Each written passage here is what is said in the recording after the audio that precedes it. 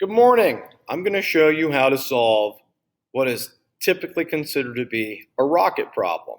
So let's take a look at the diagram that I've drawn in the bottom left-hand part of my paper, and I suggest you draw a similar diagram in the bottom left of your paper, although it doesn't have to be near as big as mine.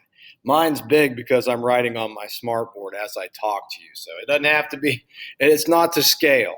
So let's start with that.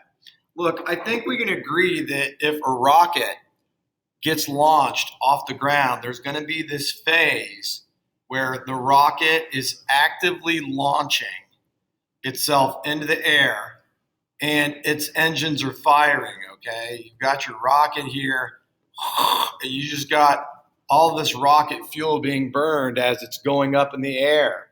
Well, the part that we probably don't think about is that once the engine runs out of fuel, there's no more fuel in the engine right here. All this fuel goes away. Well, it's still going to continue to rise. Let's say that at this moment right now, the fuel cuts out, this black line. Well, your rocket is still going to continue to go up in the air. It's going to get to the top where it's going to stop. And then the rocket's going to come all the way back down to the ground. So you've got a time right here while it is accelerating at some value. And then you have a time up here where the only thing is happening is gravity. Gravity is slowing it. Gravity slows it down all the way through here. Gravity's slowing it down to a stop. And then gravity speeds it all the way up to the ground. So if we can think about that in our heads as we're solving this problem, it's going to make solving this problem a lot easier. So the question says that the rocket fires up in the air, fires for 2.0 seconds.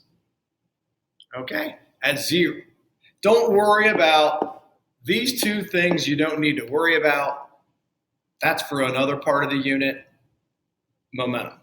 But upon reaching its maximum height, the rocket deploys a parachute that descends vertically to the ground. Note, the rocket will reach 60 meters per second at the end of the original 2-second interval. So 2 seconds is really important. What happens at 2 seconds? That makes a big difference. So it wants to know, determine the magnitude of the average acceleration. So I would come over here on my paper and I would think to myself, what are my knowns for this problem? I know that the initial velocity equals 0 meters per second off the ground.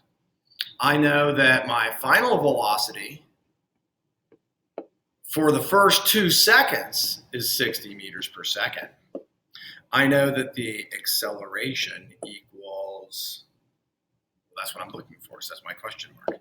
And then I know that the time is 2 seconds. After we have our knowns, we think of our equation, and the equation we need is our big 5 equation. Acceleration equals VF minus VO over the change in time. So this is pretty easy. 60 minus 0 over 2 gives us an acceleration of plus 30 meters per second squared. That means that if I'm starting at 0 and I'm the rocket, and I accelerate for 30 meters per second squared on average, I can expect to be going 60 meters per second. When I get up to this part right here, this is where I'm going 60 meters per second. So now we go to problem part C. What maximum height will the rocket reach? When they say maximum height, they're talking about maximum height.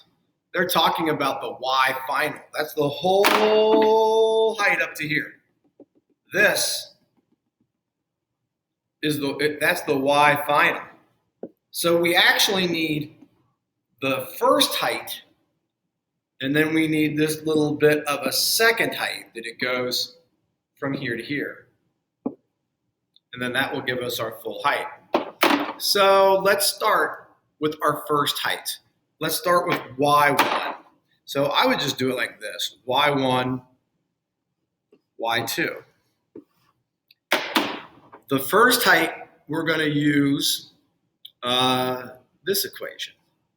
VF squared equals V initial squared plus 2 GY.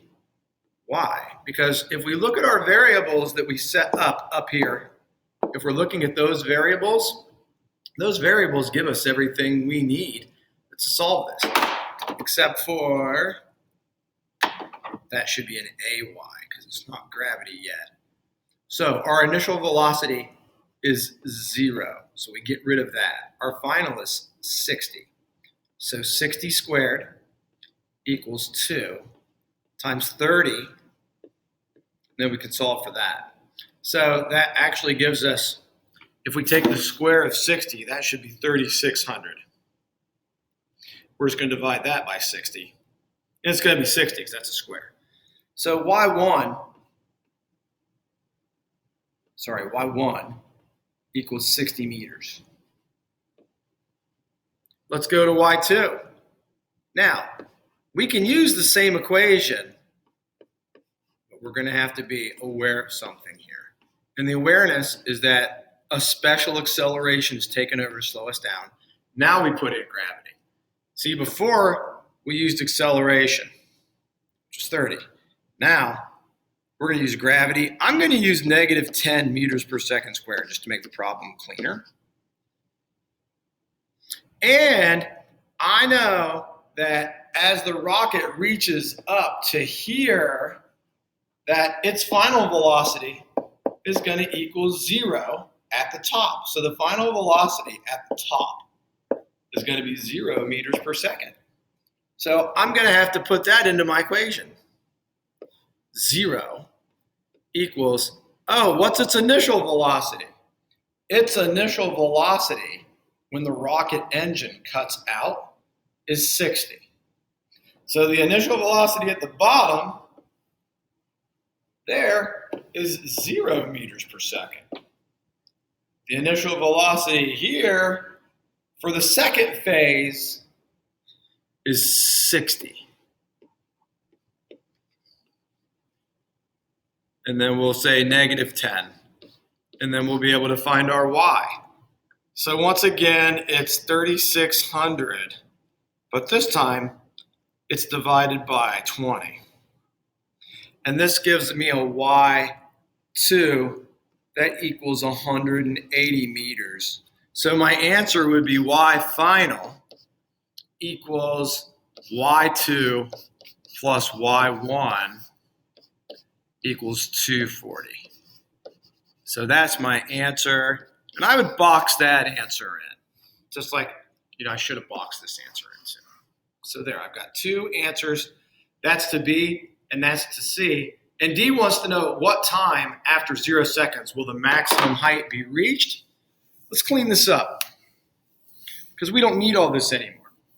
On your paper, you're good to go. You've got all kinds of space. I don't. So D wants to know what time will the maximum height be reached. So that's really asking for total time.